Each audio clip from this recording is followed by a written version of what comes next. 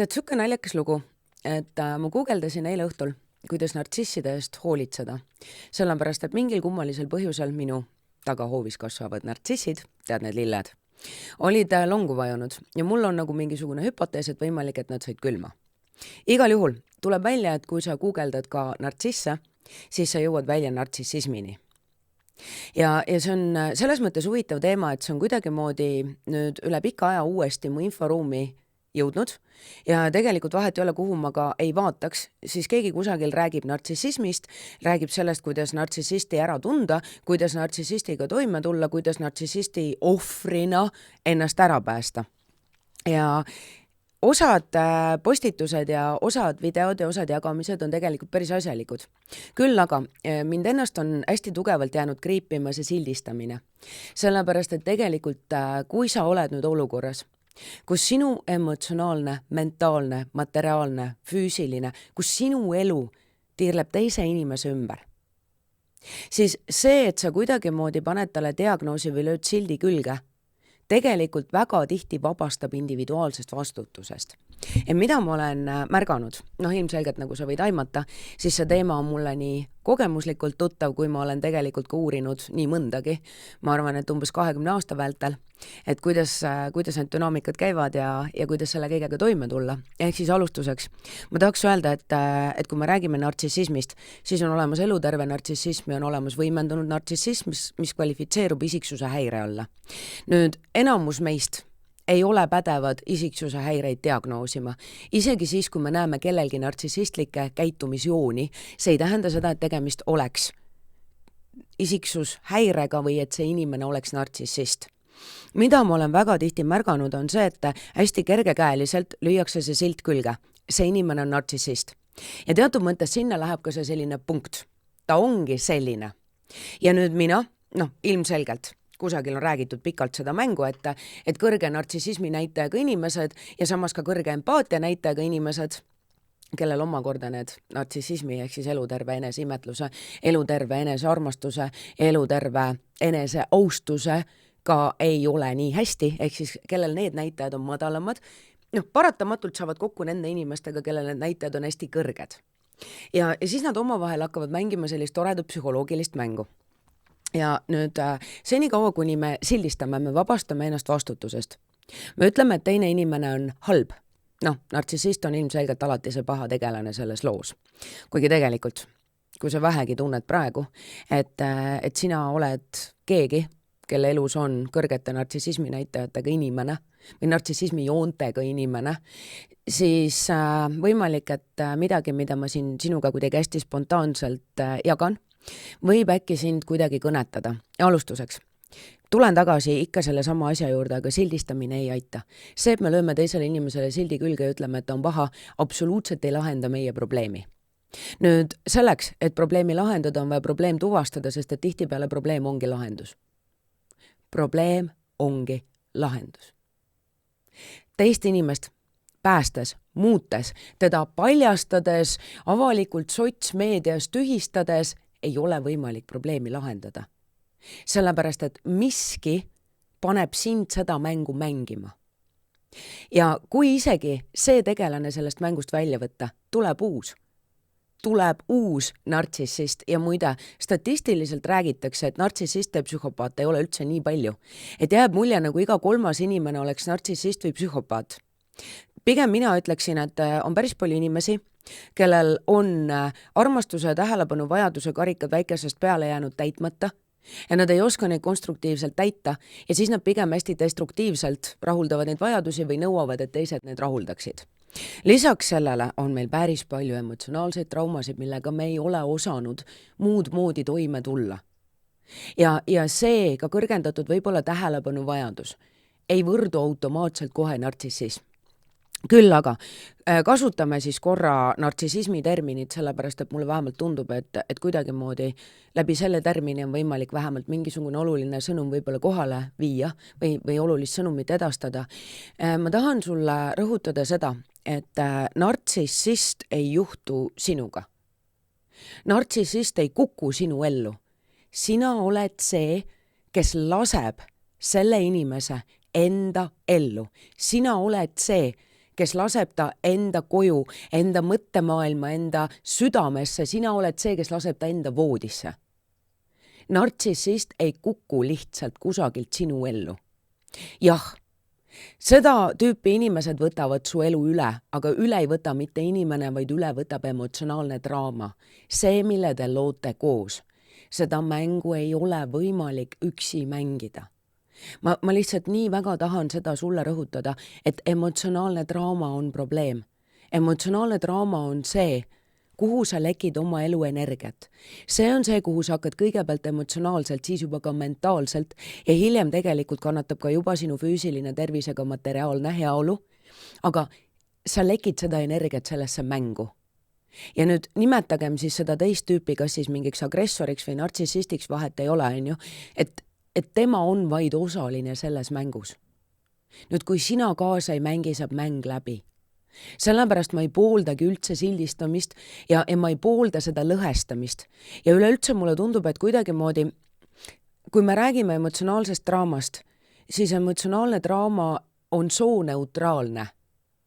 Ja mulle jääb kuidagi viimasel ajal hästi kõlama, ma tahan täiega rõhutada seda, et ma ei ole ei feminist ega šovinist ega mingisuguse muu lõhestava ja kuidagi äärmuslikkust pooldava liikumise esindaja, et mulle väga meeldib terviklikkus ja mulle väga meeldivad lahendused, et mulle on jäänud mulje, et kuidagi moodi tundub, et nartsissistid on nagu mehed ja nende ohvrid kipuvad siis olema naised, aga emotsionaalne draama on sooneutraalne. Jah, kui me räägime nagu isiksuse häirena nartsissismist, siis seda esineb, vähemalt vana statistika kohaselt tõepoolest rohkem meestel. Ja sellel on tegelikult hästi tugevad tagamad, eriti Eesti kultuuriruumis. Jällegi tasub vaadata, kust me tuleme ja kuidas on kunagi meie kauged esiemad oma poegi kasvatanud, aga ärme praegu sinna üldse lähe. Et mida ma tahan hästi tegelikult siin rõhutada on see, et asi on sinus, sina hakkad seda mängu kaasa mängima. Sina lased selle inimese nüüd kas siis empaatiast või mingite emotsionaalsete triggerite najalt oma ellu. Ja kui me räägime nüüd siis sellisest ikkagi nartsissistlikute joontega inimesest ja sellest mängust seal, siis tihtipeale need inimesed mängivad tegelikult väga sama õpiku järgi, et seal on nagu kõigepealt siuke hästi ülevoolav armastusega ülekallamine. Ja siis see inimene muutub läbi selle enamjaolt sinu elu keskmeks. Siis on seal alati need vaikeseid enesekahtluse ussikesi, mida sinusse istutatakse. Ja tegelikult enesekahtlusega see mäng väga paljuski ju toimibki. Läbi enesekahtluse see mäng jääb kestma. Mis tähendab seda, et tegelikult kui sina endas ei kahtle, kui sina kehtestad eluterveid piire ja sina ütled, et mingid asjad ei ole sinu jaoks okei, siis seda mängu sinuga mängida ei ole võimalik. Seni kaua, kuni sina lased tekitada endas kahtlust. Seni kaua, kuni sul on mingisugune ootus, kuni sina saad ka sellest mängust midagi. Ja alati sa saad sellest mängust midagi. Võib küll tunduda, et aga see on ju nii destruktiivne ja ma nii kannatan. Aga tead, sõltuvus ja armastus lähevad väga tihti segamini. Ja see on sõltuvus. Ja sellepärast ma olen tõsimeeli täna seda meelt, et kui me räägime emotsionaalsest draamast ja erinevatest sellistest psühholoogilistest mängudest, mida mängitakse omavahel läbi, ennekõike lähisuhetes, siis tegelikult tegemist on sõltuvusega ja sellest võõrutamine ei käi niimoodi, et me lihtsalt lööme kellegi risti, leiame süüdlase. Süüdlase leidmine ei lahenda mitte kunagi probleemi. Ja kui me otsime süüdlast, siis meie tähelepanu on kogu aeg mitte endal ega probleemil, vaid teisel inimesel. Mis tähendab seda, et kui sa ka täna süüdistad, tegelikult nimetagem teda taaskord nartsissistiks on ju, kui sa süüdistad teist inimest enda emotsionaalsetes kannatustes või selles, mis su elus tuksi läheb, siis kuhu sina annad oma tähelepanu, oma energia? Selle mängu dünaamika või see selline allhoovus on see, et sina tegelikult enda energiaga toidad siis seda nii-öelda nartsissisti on ju. Ja see inimene võtabki üle sinu elulava, temast saab peategelane sinu elus. Kõik pöörleb tema ümber. See on sisuliselt, et sina astud enda elulavalt maha ja sa ütled teisele inimesele, et kuule, sina tõmbad nüüd niidike, siis oled peategelane, sinust sõltub minu heaolu ja minu kannatus. Ja kui me räägime nartsissistidest, siis see on see, mis toidab neid. Nüüd jällegi on palju inimesi, kellel ei tasuks seda silti külge lüüa, sellepärast et neil on lihtsalt traumad ja neil on omad mingisugused mõttekäitumismustrid, nad ei oska teisiti. See ei tähenda seda, et nad on nüüd lootusetud, neile silt külge ja ma ei tea, saadame nad kuskil avalikule hukkamisele, kanname maha. Et ühesõnaga väldi sildistamist. Eesmärk on aidata ennast. Kui sa sildistad ja otsid süüdlast, sa ei aita tegelikult ennast. Ja samas sa võid ju arvata, et sa aitad teisi, aga vaata, kuhu teiste aitamine sind on toonud. Sellepärast, et kui sa nüüd tegelikult oled selles draamas ja sa tahad ennast sellest välja aidata, siis arvesta sellega, et nartsissistlike joontega inimesed mängivad sinuga ka seda dünaamikat, kus sina muutud päästjaks. Sa sisuliselt pendeldad kahe rolli vahel kõige rohkem, ohver ja päästja. Ehk siis ohvri rollis sa tunned, et sinust ei sõltu mitte midagi. Ja et sa oledki ebapiisav ja sa hakkad kahtlema endas ja sa tunned, et vahet ei ole, mida sa teed seda kõike valesti. See kahtlus, see enesekahtlus, enesesüüdistus, häbenemine. See on see, kus sa hoiad ise, läbi selle sa hoiad ennast ohvri rollis. Ja tegelikult läbi selle sa võimendad ka seda dünaamikat, sa võimaldad selle dünaamika jätkumist. Nüüd paratamatult vahepeal käid sina ka agressori rollis, sellepärast et ilmselgelt sa kaasad sinna ka teisi inimesi, sa lähed ja kas või kirud kellelegi, et kuule, see teine inimene on süke nartsissist, täiega hoolimatu, täiega kaabakas, ta käitub muga nii halvasti, aga vaata, näed, hea mina, ma ikkagi armastan teda edasi.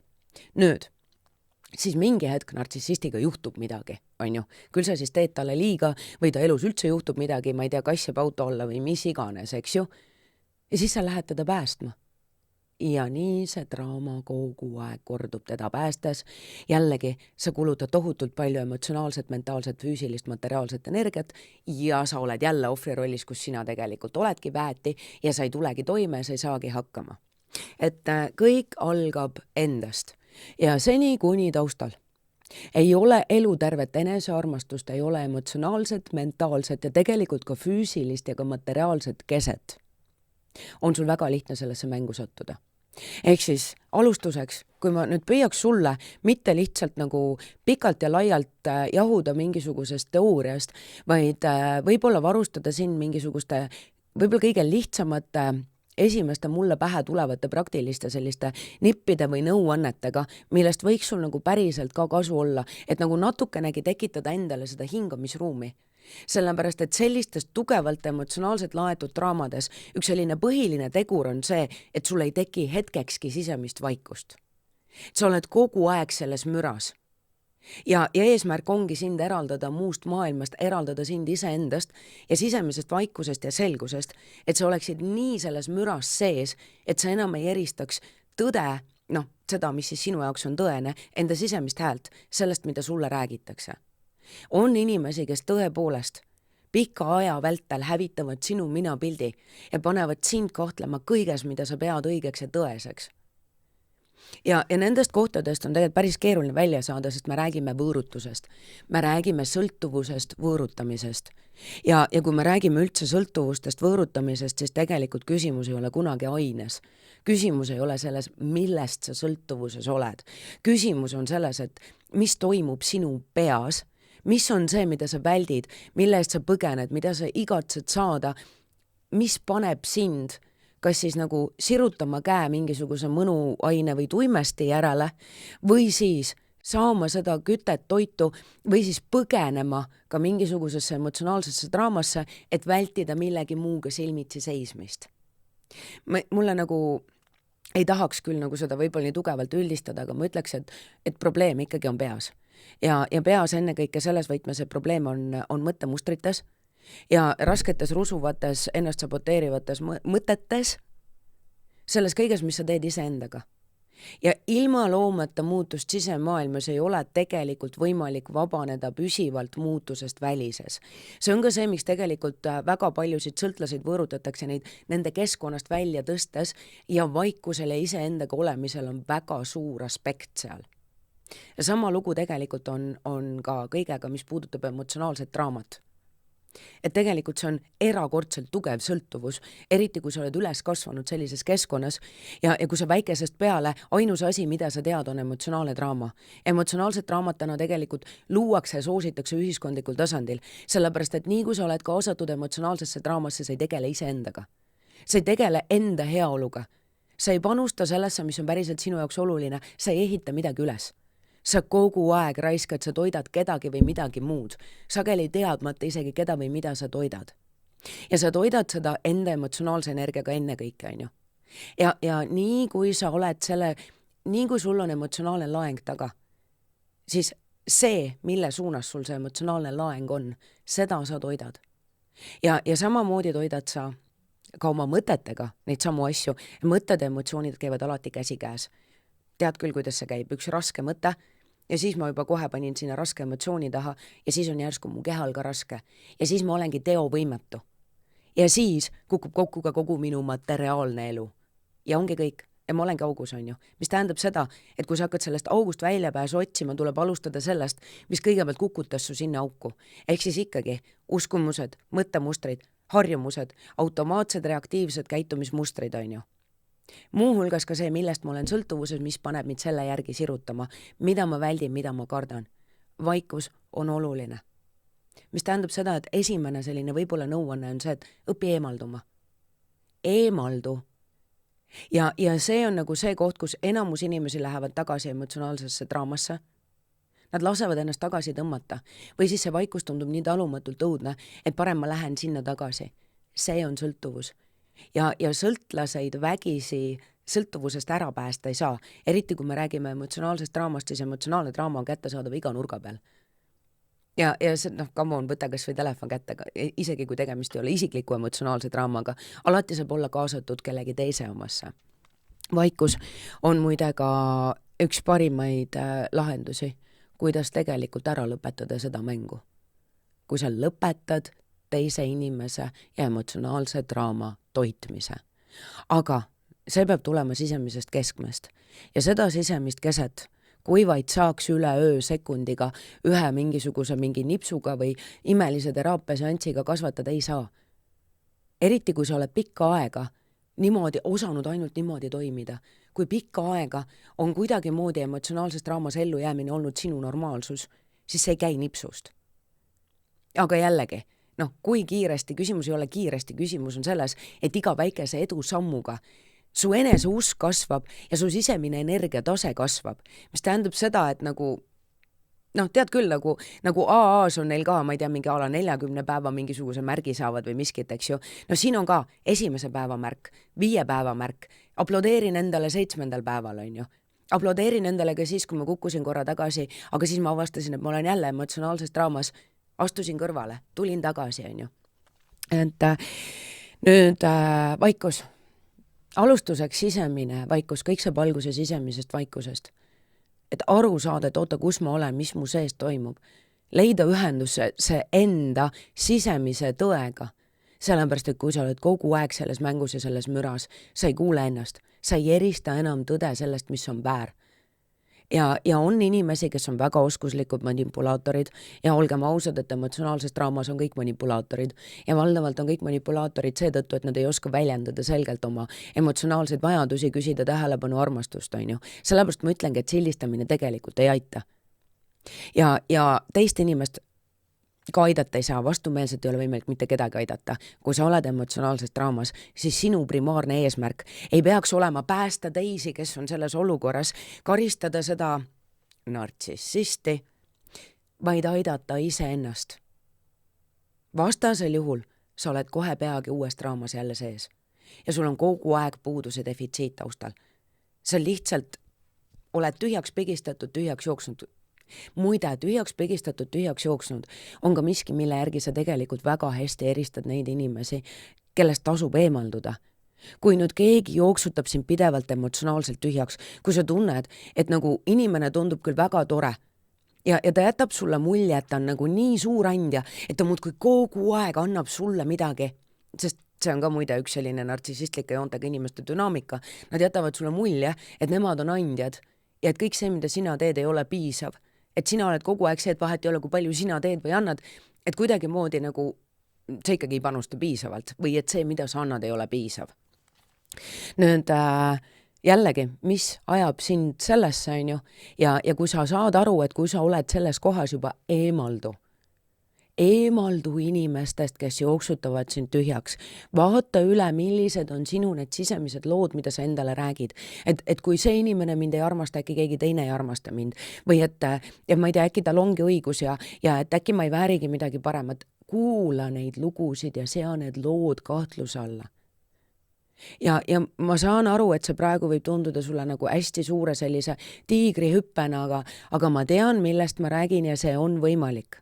Väikeste sammudega. Kui sul on abi vaja, otsi abi. Aga otsi abi mitte sellest kohast, kus sa otsid haletsust, vaid otsi abi sellest kohast, kus sul on vaja praktilisi tööriistasid. Kus sul on vaja õppida ehitama endale redelit, mis toob sind sellest august välja ja mis võib-olla toob sind sellest august välja ka siis, kui sa sinna uuesti kukud. See on elu, come on. Nüüd inimesi on erinevaid, inimestel on igasuguseid traumasid ja draamasid ja mõned inimesed võib-olla ei ole ka olemuslikult head. Ja head inimesed teevad halbu asju, halvad inimesed teevad häid asju. Inimolemus on kirju mitmekesine, sildistamine ei aita, sildistamine ei ole lahendus, karistamine ei ole lahendus, sellepärast, et kui sa lihtsalt leiad süüdlase ja karistad teda, aga enda sees muutust ei tee, siis tuleb jälle uus pahalane, mäng kordub. Ja nii sa mängid seda läbi elupäevade lõpuni ja kui sul ei ole mitte mingisugust kavatsust päriselt sisemist muutust luua, siis tegelikult ei ole mõtet ka nagu mängutegelasi pidevalt vahetada. Mängi siis seda mängu juba selle ühe tegelasega, sa vähemalt tead, kellega sa mängid ja mis mängu sa mängid ja mis sind ees ootab, on ju. Et sildistamine on kõige kergem viis vabaneda vastutusest. Leida põhjendus, leida vabandus, teine inimene on süüdi, tema on halb, tema tegi. Mina ei tea mitte midagi. Mina ohvri rollist ei ole võimalik midagi muuta. Kõik algab sisemisest vastutusest. Ja jah, ma olen seda meelt, et sellel teemal tasub tõsta teadlikkust, sellepärast, et meil Eestis on küll mingid põnevaid kollektiivseid teemasid ja meil on krooniline armastuse ja tähelepanu puudus ja lisaks sellele mulle tundub, et meil austusega elu ja teise inimese, puhtalt teadsugusest inimlikust kohast, et selle elementaarse austusega on mõnevõrra kehvasti ja ma ei hakka üldse rääkima siis sellest austusest, mis on nagu kingitus teisele inimesele. Sellepärast, et ta on kuidagi nagu ehe ja ehedast kohast autoriteetne, aga see on hoopis teine teema. Et meil on küll kollektiivseid probleeme ja need väljenduvad emotsionaalse draamana. Ehk siis on inimesi, kellel on kõrgem ja on inimesi, kellel on madalam empaatiavõime. Ja tasub mitte sildistada ja mitte nüüd üritada mingite subjektiivsete mõõdikute järgi aru saada, et kes on kes, vaid tasub pöörata pilk sissepoole ja küsida endalt, et okei, kui ma olen hästi tundlik, kui ma olen emotsionaalselt väga tundlik ja vastuvõtlik ja mõjutatud teiste inimeste emotsionaalsetest seisunditest, mingitest sõnadest, nende käitumisest, nende tegudest, siis mida mul on vaja ette võtta selleks, et ma saaksin luua endale mentaalse, emotsionaalse ja tegelikult ma ütleksin, et ka niisuguse nagu võib-olla füüsilise ja sinna sulgudesse paneksin materiaalse kindluse, mitte vangla, mitte läbikäigu hoovi, vaid et kindluse. Sellepärast, et nii kui sa jätad igal pool uksi lahti ja kui nüüd sinu siuke nagu emotsionaalne maailm ja sinu mõttemaailm ja tegelikult ka sinu kodu, sinu elu on läbikäigu hoov, kui sa lased valimatult enda ellu igasuguseid inimesi ja sa lased need oma südamesse, sa lased need endale lähedale, siis paratamatult sa lased sinna igasuguseid inimesi. Kui sa paned suvel lambi põlema, on ju, siis selle valguse peale tuleb igasuguseid putukaid ja olendeid kohale. Nüüd kelles on probleem, kas nagu nendes putukates, kes tulevad valguse peale kohale või sinus, kes sa panid selle valguse taga hoovis lihtsalt põlema ja ei pannud sinna seda võrku ümber, on ju. Et sul on vaja oskuseid ja muuhulgas on ülioluline siin pöörata tähelepanu sellele, mis tegelikult ajab sind sellesse dünaamikasse, millega on võimalik sinuga manipuleerida. Millised on võib-olla sinu alateadlikud ihad, mida sa endale ei tunnista, millest on sul võib-olla puudus, millised sinu vajadused on rahuldamata, milliseid asju sa ei suuda väljendada muul moel kui ainult manipulatiivselt, et võib-olla kui sa ise ei suuda ka öelda välja, et kuule, ma ei tea, ma vajan praegu kallistust või ma vajan praegu abi, vaid et ainus viis, kuidas sa oled seda näinud või oskad seda teha on läbi manipulatsiooni, siis sa panustad päris palju sellesse mängu. Võimalik, et sa oled üldse ise sõltuvuses valust. See kõlab nagu alati nii loogika vastaselt, aga me oleme väga palju rohkem sõltuvuses valust ja draamast ja armastus ja valu on väga paljude jaoks meist totaalselt läbi segunenud ja jääbki mulje, et armastus on valu, ilma valuta armastust ei saa olla ja siis lähebki nagu kogu see sõltuvus läheb armastuse sildi alla. Sõltuvus ja valu ei ole armastus. Need on erinevad nähtused, need tuleb enda jaoks ära eraldada. Ja neid on võimalik eraldada muide ka siis, kui valu ja armastus või sind armastati läbi valu ja läbi karistuse siis, kui sa väike olid. Seda kõike on võimalik muuta. Muutus algab endast. Ei tasu teistele ka endale silti peale lüüa. Sul on vaja aidata ennast. Mis ajab sind sellesse mängu? Kus sa kahtled endas? Alustuseks kõik see emotsionaalsed triggerid ja muu hulgas ka emotsionaalne tundlikkus. Mis on need sinu nõrgad kohad, läbi mille on võimalik sind sellesse mängu meelitada? Kas siis päästja või siis ohvrina? Vaata üle oma mõttemustrid, vaata üle oma automaatsed käitumismustrid, vaata üle, mida sa enda kohta arvad, mida sa enda kohta usub, milliseid lugusid sa endale räägid. Kui sul on erakordselt kehva minapilt, kui sinu nii-öelda need nartsissismi näitajad on nagu üli madalad, kui sinu enese armastus, enese imetlus, enese austus on sellel skaalal ülimadal, siis nagu kuidas sa saaksidki tegelikult luua suhteid inimestega, kes on sellel skaalal eluterves kohas. See ei ole võimalik. Ei ole võimalik, et sina materdad ja alandad ja pisendad iseennast ja siis sa lood suhte kellegiga, kes on nagu eluterves kohas endaga. Need on nagu väga erinevad korrused. Seal ei ole võimalik kokku tulla. Võimumängud, mida rohkem sina materdad, alandad ja pisendad iseennast, seda rohkem sina tegelikult satudki suhetesse, kus on erinevad energeetilised, emotsionaalsed võimumängud. Ja nartsissistlike joontega inimesed, nad tahavad olla võimul, nad tahavad kontrollida. Ja nad teevad seda hästi oskuslikult, tõmmates emotsionaalseid niidikesi ja mõjutades sinu mõttemaailma, mõttemustrit, sinu minapilti. Ehk siis tea oma mentaalseid triggereid, kuula, mida sa endale sisemaailmas räägid. Tea, tunne oma emotsionaalmaailma, õpi erinevaid oskuseid, mida sina vajad selleks, et hoida enda ruumi. Õpi ennast emotsionaalselt ka distantseerima. Õpi eristama seda, mida sulle tegelikult, õpi eristama seda, et kõik, mida sulle sinu kohta öeldakse, ei ole tõde, sellepärast tegelikult see tunne ennast ongi niivõrd oluline, et kui sul on endal sisimas nii palju konflikte, sisemised konfliktid viivad alati väliste konfliktideni. On oluline, et sa leiaksid kõigepealt rahu endas. Jõuaksid nii-öelda ühisele keelele ja meelele iseendaga. Sisemine konflikt alati manifesteerub välises. Ehk siis, sõltuvus, üleöö ei saa, vaata üle, leia endale vajalikud oskused. Jällegi, kõik, mis puudutab tegelikult ka keha. Tavaliselt saab siin ka keha pihta. Ja kui sa kehaliselt on väga kehvas kohas, kui su tervis on kehva, siis sa ei saa. Need asjad on alati kõik omavahel seotud. See on üks nagu minu meelest lahutamatu tervik. Meile nii meeldib seda juppideks kiskuda, et on nagu mingi emotsionaalsed triggerid, emotsionaalsed vajadused, siis on mentaalsed triggerid, mentaalne mõttemustrid, mõttemaailm on ju, ja siis on nagu kusagil veel eraldi keha. Et tegelikult kui sa oled kehaliselt kehvas kohas, kui sa oled haige, kui sa ei kanna hoolt oma keha eest ja see tegelikult puudutab ka kogu seda sinu materiaalset maailma, siis sul ei ole võimalik säilitada eluterveid emotsionaalseid piire ega ka endast hästi mõelda, parandada nii-öelda oma minapilti. Kui sa parandad oma minapilti, sa tegelikult parandad kohe ka seda, kuidas sa oma keha eest hoolitsed ja kuidas sa tegelikult kuidas sa käid ümber ka kõigi teiste enda materiaalsete ressurssidega või oma keskkonnaga. Mida rohkem sa tegelikult ennast õpid armastama, seda rohkem sa hakkad nagu ütlema ka ei, on ju. Et mida rohkem sinu enda enesehinnang tõuseb elutervel moel, mida rohkem sina muudud elutervelt isekaks. Ja ma olen kogu aeg seda rõhutanud, et eluterve isekus on A ja O, see on hädavajalik. Eriti kui sa oled emotsionaalses draamas, sina pead valima ennast. Sina pead ütlema, et kuule, aga mul on vaja nüüd aidata ennast, mul on vaja ennast sellest jamast välja tuua. Vahet ei ole, teise inimesega, ma ei tea, tal päriselt katus võib ka pähe kukkuda, aga sul on vaja aidata ennast.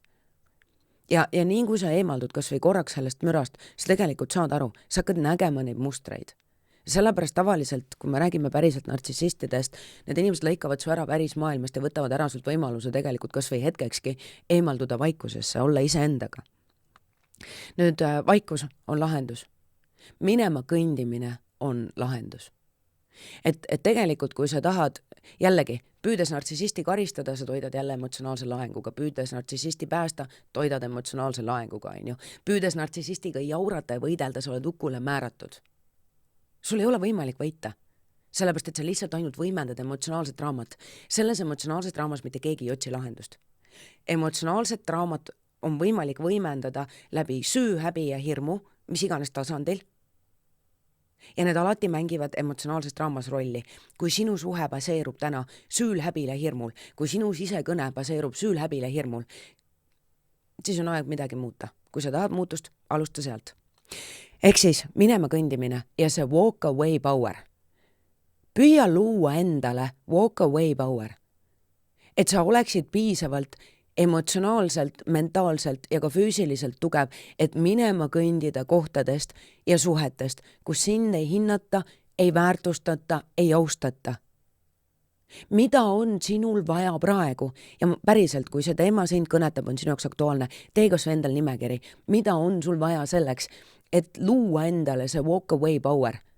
Et sa oleksid vaba, et minema kõndida. Mida on sul selleks vaja? Mida sa arvad, et sul on selleks vaja? Ja kas sul tegelikult päriselt on selleks vaja või sa lihtsalt kardad? Kardad tundmatust? Kardad seda, mis saab? Väga tihti on nagu väga pikk jada. Ma olen nii palju neid lugusid ise rääkinud, ma olen neid lugusid nii palju kuulnud. Ja mis kõik peab juhtuma, mida kõike on vaja ja et ei ole kuhugi minna ja et raha on vaja ja ei saa, ja et see ja too ja kolmas, aga tegelikult väga tihti on vaja lihtsalt ainult otsust, sest et koht, kuhu minna on olemas.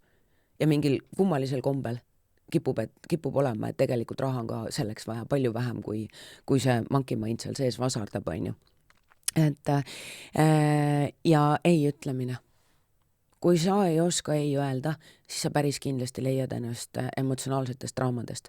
Ma ütleksingi, et võib-olla kui ma paneks need 3 asja, ma võiks muidugi alustada pikalt ja laialt jällegi sellest tööst, minapildi ja enesearmastuse ja emotsionaalsete traumade, draamade ja triggeritega, aga kui sa oled selles kohas, siis sul on vaja tegelikult kiiret lahendust ja kõige kiiremad 3 sellist nõuannet, mis võiksid sind nagu kohe aidata, et sa saaksid vähemalt tekitada selle õhu, kus sa saaksid hakata vaatama sissepoole, looma seda muutust, on ei. Ja ei on täis lause. Ja ennast armastavast kohast, ilma põhjendusta, ilma vabandusteta, ei. See on esimene kord, kus sa võib-olla õpid ennast nagu armastama, sellepärast et väga tihti me õpime ennast armastama, ennast austama läbi ei ütlemise. Järgmine asi on vaikus. Õpi looma sisemist vaikust, õpi eemalduma. Kui sa oled kogu aeg müras, sa oled nii sees selles mängus, et sul ei ole lootustki välja saada. Vaikus. Vaikus on muide ka üks asi, mis lõpetab selle mängu. Kui sa nüüd oled koos või oled mingisuguses emotsionaalses draamas ühe korraliku manipulaatoriga, kes on su juba konksu otsa saanud, siis ainus viis, kuidas sa selle, mitte päris ainus, aga ütleme nii, et üks efektiivsemaid viise, kuidas sa sellest mängust välja saanud, on vaikus. Sa lihtsalt lõpetad selle inimesega suhtlemise. Sa lõikad selle emotsionaalse ühenduse läbi. Sa ütled, et okei, ma arvan, et ma armastan sind, võimalik, et see on sõltuvus. Ma olen siia nii palju investeerinud, ma olen nii palju panustanud, ma tunnen, et ma isegi ei kujuta ette, kuidas oleks elada ilma sinu emotsionaalse draamata, aga ma nüüd valin ennast. Ja ma nüüd otsustan. Minu meelest on nagu sellistes kohtades see vaikusega vastamine on natuke nagu päriselt alkohoolikuna esimest korda alkoholeti ette sattumine. Et on keeruline. Ja on esimesed korrad on keeruline, nõuab enesekontrolli. Ja hea on siis, kui sa ei tee seda mitte karistuseks, vaid sa teed seda selleks, et valida ennast. Vasta vaikusega. See päriselt toimib. Ja kõnni minema. Ainus viis on tegelikult säilitada vaatlev positsioon. Ütleme siis nii, et kui sa oled selles olukorras, leia võimalus vastata vaikusega ja kõndida minema ja edaspidi, mida on sul vaja selleks, et säilitada vaatlev positsioon, enne kui sa kuhugi sisse kukud. Et vaatle, vaatle ja alles siis lase inimesi sisse, lase inimese ligi. Nartsissistid, ka diagnoosiga nartsissistid, ei kukku läbi lae. Sina oled see, kes laseb need inimesed enda ellu, enda mõttemaailma, enda südamesse, enda koju ja enda voodisse. Sina oled ka see, kes saab nad sealt välja tõsta. Mitte vägivaldselt, mitte kaasates teisi inimesi, vaid läbi piiride seadmise, endale kindlaks jäämise, vaikuse. Ma ütleks minema kõndimise, aga päriselt ka, kui sul nagu see inimene elab sinu territooriumil, siis ei tasu päris alati oma enda kindlust ka hüljata, on ju. Et nii kui sa jääd kemplema, nii kui sa jääd taidlema, sa oled hukule määratud.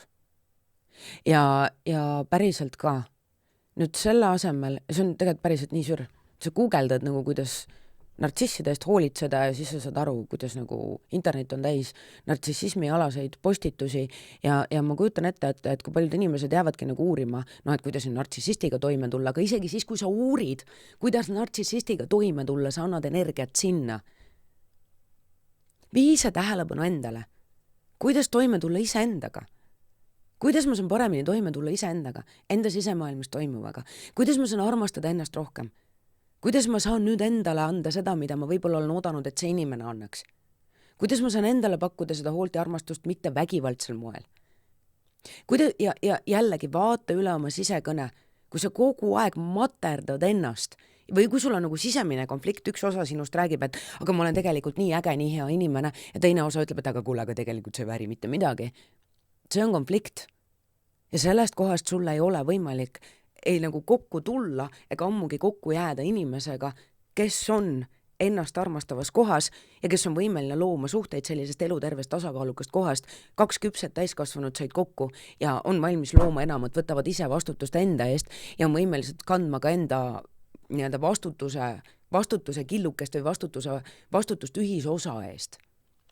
Et emotsionaalne laeng, kuhu läheb sinu tähelepanu, energia, kelle ümber sinu elu pöörleb.